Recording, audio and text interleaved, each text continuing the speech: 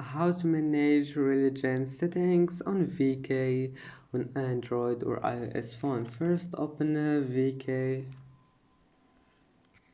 and then click on your profile, and that's it. Now just click these 3 points and then click edit profile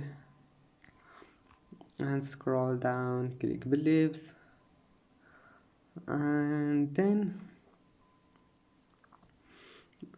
just click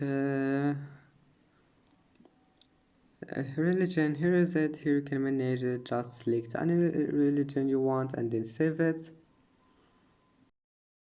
And that's it for today's video. If you like this video, please don't forget to like and don't forget to subscribe, and thank you for watching this video until the end, and see you in the next video.